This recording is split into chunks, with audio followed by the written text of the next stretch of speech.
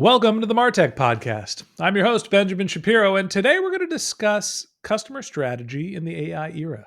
Joining me is David Edelman, who is a senior lecturer at Harvard Business School and the executive advisor to Edelman Advisory Services. He is also the author of The Personalized Customer Experience in the Age of AI. And today, David and I are going to talk about the history of personalization. All right, here's the first part of my conversation with David Edelman, the author of Personalized Customer Experience in the Age of AI. David, welcome to the MarTech podcast. Terrific to be here, Ben. Thank you. Excited to have you. Honor and a privilege to have somebody with your storied history of success in marketing. And hey, a Harvard Business School professor is no joke. You must know a thing or two. I think I do. Good. Well, glad to hear it. Hey, you're the perfect person to talk to, not only about what's happening today with artificial intelligence and personalization, obviously something that's on all marketers' mind, but we're going to go from the Wayback Machine to the present. Let's talk a little bit about the history of personalization, starting off with the stages of personalization. Give me a breakdown here of what you consider the stages of personalization. Yeah, we've actually been talking about personalization for quite a while. Way back in 1989, and I'm dating myself, before the internet, I was a young consultant at the Boston Consulting Group, and three clients were asking us, what can we start doing with customer data that we are collecting? And out of that, I wrote a piece called Segment of One Marketing. And that really was one of the first waves. And it was even before that when we had catalogs and things like that. The first wave was basically what we called direct marketing. It was direct mail, telemarketing, and most of it was fairly reductive. I have something I want to send. Who should I send it to? It was more about targeting and reductive to be efficient in terms of spending your budget. Then the internet happened, and all of a sudden Let me interrupt you before we go on. Let's do this in a linear fashion. I want to ask you more questions about the segment of one. You wrote the book on it. yeah. We will get into the various segments. The segment of one, what I'm hearing from you is that the channels were direct mail. So I'm thinking you're using the post office. You mentioned telemarketing. My first job out of college, to date myself, was literally knocking on business doors, being like, "Hey, do you want to buy phone service and water coolers?"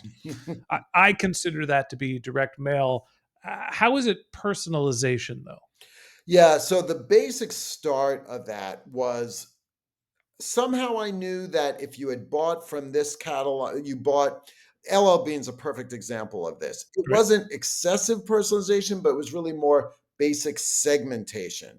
And because Ben, you had bought some stuff from the general catalog that was about fishing, we're going to now send a focused fishing catalog for you. I'm Um, I'm trying to put myself in the mindset of 1989. Apologies for interrupting you, but I guess the reason why it's personalization is the strategies back then were radio, TV, billboard, newspaper. That there was no sense of like actually figuring out who you're reaching out to, and that's why this notion of just basically what we would consider now targeting was personalization. That was the closest we can get. And there Okay. was a dream that we could go further. People were starting to talk about, I was starting to talk about it, but the channel was limited in terms of its ability to both gather enough information back and deliver something that really could be just for Ben. Then we got into the digital era, the start Mhm. of online, start of the internet. And that era in personalization started to go after those two blockers. One blocker was getting enough information about Ben and actually getting it faster and understanding about Ben in the moment. And so the interaction on digital channels had a whole exhaust of data, some of which you could actually act on in the moment. Ben just went into search, landed on your site. You can now start showing Ben things because of where he came from. You could get the right landing page to match Ben's interest. And if Ben looked at something and then didn't buy, you'd follow up and try to retarget Ben again. And so most of this was about following people and trying to match where you thought they were. So there's a different channel mix here with the internet era, and a lot of it's driven by data. When the internet era first started, and we moved from this notion of the targeting or the personalizations only around targeting, essentially the creative is basically the same. Mhm. We're delivering the same mail piece. We're just only delivering it to people that we think are likely to buy, and that's what we're calling personalization. The internet comes out, and you not only get a real time data signal, but what and you mentioned we're changing the landing page to be specific to somebody when we realize that they're in market. What are some of the early outbound marketing channels that we're using? Go away from direct mail. We're on the internet. How are you actually targeting and keeping in touch with the prospects? So the main thing is email. Mhm. So in the early days, a lot of it was similar to direct mail, sending email, but doing that in a way where the distribution per person is dramatically cheaper. And you can also get much more, again, of a data exhaust trail. Did somebody actually click on it? And then you also know after they click on it what they actually saw. So if Ben versus David got different offers for different products, Yeah. you would know what you had actually sent them, and then you can have a landing page that matches. It's like the early days of A/B testing, and you're understanding if your subject lines or your copy are converting, and we're looking, well, if the subject is good, then we're gonna get a higher open rate, and if the copy is good, we'll get a higher click-through rate, get somebody to our website and go from there. What happens after the sort of early internet era? Yeah, so then we get into three different things that happen in the Web 2.0 era. Mobile. And so you're interacting on a device that also has location. And Mhm. so you're in a place in time, which would make that very relevant for certain kinds of things that could happen in real time, such as being in a retailer, for example, that you're actually in a retail store and you could get potentially offers. So, one is that. The second is content capabilities dramatically improve. Content Mhm. management, the ability to manage content in a componentized way so that you don't have to create five completely different, wholly constructed PDF emails. You can mix and match. And you can take a general template and slot in different things depending on the data that you have about Ben. And then the third is digital advertising and social media expanding and way more capabilities based on interests, connections, content that you interact with. All of that creates another outbound channel that has gotten dramatically more sophisticated in terms of its data in order to much better to target you, possibly even individually. So we've got this notion here in this tailoring and targeting area, the web 2.0, where we're now having more content, not only real-time signals, but an understanding of location because of the mobile rise. Talk to me about the marketing strategy. Before we were telemarketing, then we were using email marketing. We've all lived through this relatively recently, but what do you see as the shift in terms of not only how we're targeting in terms of understanding context, but where we are targeting? Yes. So we're targeting through text messages. We're starting with permission, being able to actually send you a text notification. We can also send you an app notification because in mobile, if you've downloaded my app as a retailer, then I then can send you notifications of things relating to offers and stuff that you can access through the app. So you've got a couple more very important channels that have opened up through mobile itself, as well as the fact that you're just simply online more because of your mobile device.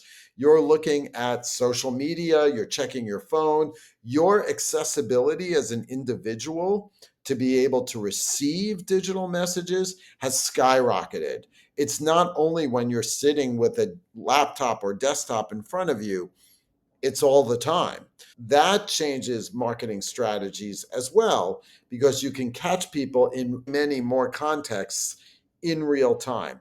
And from the marketer's perspective, it actually goes even more towards pull versus push because instead of just saying, I've got a campaign, who am I going to send it to? Which was not only happening in the direct mail era, but was happening in the email era too. You're now saying, okay, Ben's in this situation at this moment. I have a sense of what Ben is interested in. I have an opportunity to sell Ben. Let me put together the right thing through a channel Ben tends to react to and send that to him right now. So it's turned around to responsive to your situation versus just simply pushing what we want to promote. What comes to my mind when you're talking about the difference between push and pull and this sort of web 2.0 era was also the rise of the notion of the influencer, where I know not only are you interested in a specific subject, I know that you have a relationship with a specific person. And so we see not necessarily only actors and actresses being the ones who are promoting brands and services because they have access to distribute the message over media. Every person becomes this influential figure in your life. We go from these sort of macro influencers, the Kim Kardashians of the world, and now all of a sudden it's like, oh, you know what? Mom makes a little money off of being a YouTube celebrity talking about knitting or whatever he or she is into. That to me is the biggest thing that happened in the pre AI era. Not only are we personalizing with location and delivery methods, but also who is delivering the messages changed dramatically. Now we're in a new era, what you're calling the age of AI. So, what do we take from the history of personalization going through the pre internet era to where we are today that can tell us about how we should think about personalization today? One of the most important things overall is that we're moving from thinking about this in just a marketing frame of mind to one that's about more broadly customer experience.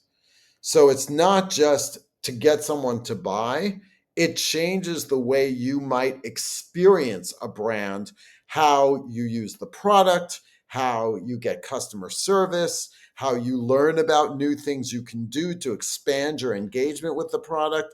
Think about brands like Netflix, Spotify, Uber. All of those are brands that we are increasingly drawn to not just because they're good marketers, but because the actual experience is using data about ourselves to deliver unique value. That's changing things now. So it's becoming a way of competing, of corporate strategy based on personalized experiences. So personalization isn't just a marketing tactic, is what I'm hearing from you. It's not just the message to try to drive someone into your ecosystem. It has to be carried beyond the marketing through the interaction with your products or services. Yes, and let me just give you a very simple example of this. When I was chief marketing officer at Aetna, we realized people did not understand their health plans, and that leads to a whole lot of problems. So, one of the things we did was we wanted people to understand their health plan, so we figured video would be a good way of doing it. But everyone's health plan is different. And how do we create 20 million different videos? We found a capability from a company called SundaySky that can do personalized videos. And these are crude. These are simple animation type stuff, but they're engaging and they're personalized. Ben can see who in his family is covered. Oh, your wife doesn't have a primary care physician relationship? Here are 3 in your area that are accepting new patients that are in network. Click here to schedule. By the way, also, here's 3 urgent care centers near you. Here's where they are on a map so you don't have to go to an emergency room. Here's how the economics of your plan works. So, all of those things, that's completely personalized. That's not marketing, but it is part of the customer experience. And that led to fewer calls into the call center, net promoter scores going up, people actually opening our emails more often.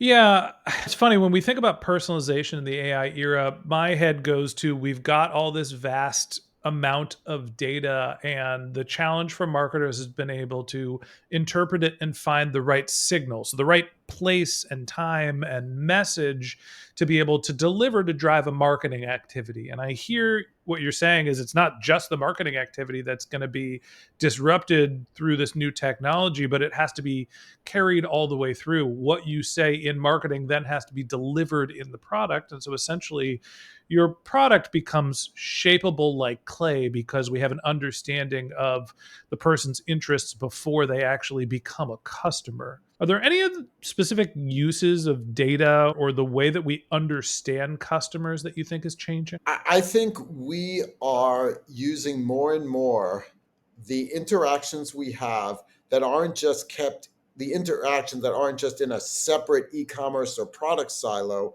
but they're being used to manage more broadly the experience or not. And I think one of the challenges is thinking about how you can use customer information that you could actually easily collect that you're not. Let me give you a simple another example. I recently moved, and when we moved, we upgraded our coffee at home to a Nespresso to get nice espresso. So the Nespresso machine came with 100 pods.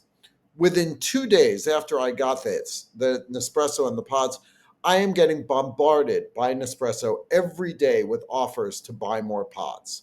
I have Mhm. 100 pods. They should know that. How much coffee do they think we drink?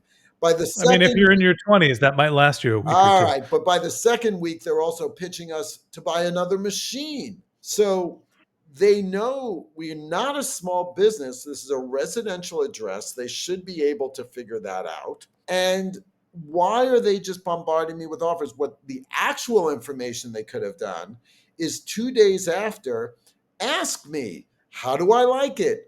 Did I know that I can make iced drinks with it? What flavors do I like best? How much coffee do we tend to drink in a week?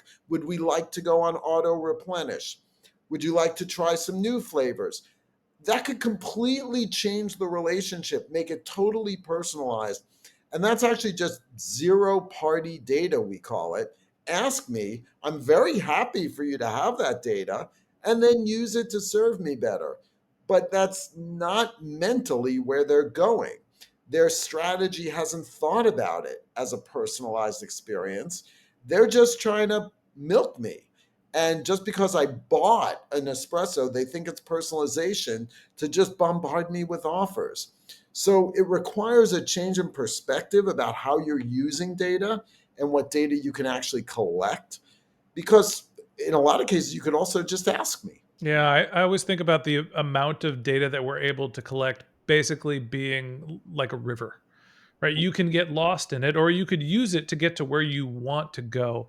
And when I think about this arc that we've described of going from focusing on targeting with sort of blunt object direct mail Mhm. and telemarketing into the digital era where we're basically using personalization to send messaging, and maybe there's some customization on the landing page experience. We have this explosion of mobile and content which just gave us so much more, that we can do so much data, so many places, so many different vehicles. And now all of a sudden marketers are sitting there drowning in that river of data. And hopefully this new AI era of personalization means that personalization, A, isn't just a marketing tactic, it's something that is carried on through into the product experience, but it also allows us to digest more and understand of the data what is relevant, what messages are going to have an impact, and honestly, on the other hand, what is too much. So we avoid the would you like to buy your second 100 of Nespresso pods experience this week. That's my dream for artificial intelligence and personalization, is that it allows marketer to digest the vast amount of data that we have so we can make better decisions in terms of the experience. What's your hope? Yeah, I think that is true, but I want to add one more thing, which Mhm. is you don't automatically know per se which messages work if you haven't tried a whole bunch of things. So AI lives off the data that you feed it. And whatever you fed is the limits of what it knows. And so good marketers are constantly testing and learning and using that to create data, because what motivates Ben to take action is likely going to be different than what motivates Dave. And so you need to understand what the possibilities are, but you don't even know until you try. And AI can enable that. It can actually create 5 different versions to test. That's Gen AI. But then there's other AI, such as machine learning AI. There's a company called OfferFit that we've used that can do multivariate testing, that can actually manage you using basically 5 different variables at once across a whole bunch of cells to test whether it's the message, the offer, the timing, the channel, all of those variables. So, for example, Shopify has, for if you sign up with Shopify, you get a free trial. They want to convert you from free to paid. They use OfferFit to manage across 500 different possible combinations of offers they could give you to sign up to paid. They use that to create all the test cells and constantly run experiments. That feeds their AI that then tells them the best thing for Ben versus Dave. But then they keep trying new things in order, they throw more into the hopper because there may be new things they haven't tried yet that could work. There's another piece of this. It's not just the river, it's how you manage what flows into the river, so to speak, in order to start creating more signal instead of just all the noise that's in the river. It's not just understanding what the outcomes are, it's understanding what variables actually have an impact as well. That's correct. Yes.